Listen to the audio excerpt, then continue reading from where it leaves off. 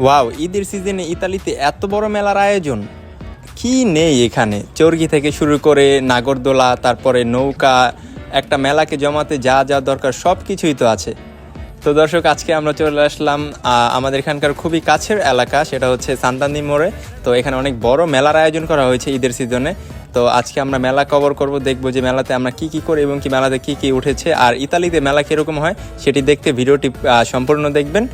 চলুন শুরু করা যাক। আসসালামু আলাইকুম রহমতুল্লাহি ওয়া বারাকাতু। তো আজকে আমরা চলে আসলাম সান্তান্দি মোড়, আমাদের এখানকার খুবই বিখ্যাত একটা জায়গা বলতে পারেন। এখানে একটা ট্রেন স্টেশন আছে, আর আমরা আসছি মূলত এখানে একটা মেলা হইতেছে। সেটা হচ্ছে খ্রিস্টান ধর্মীয়দের হয়তো বা একটা মেলা, তাদের 12 মাসে 13টি মেলা থাকে, তার ভিতরে যে কোনো একটা হতে পারে। তো আজকে আমরা এই মেলাটা কভার করবো আর দেখবো যে ইতালিতে মেলাগুলো কিরকম হয় আর কত মানুষ আসে। আসলে এখানে অনেক বাংলাদেশি ফ্যামিলি আসছে, বাংলাদেশিও অনেকে আছে। তো এটা দেখা অনেক ইন্টারেস্টিং হবে যে বাংলাদেশিরা বা ইতালিয়ান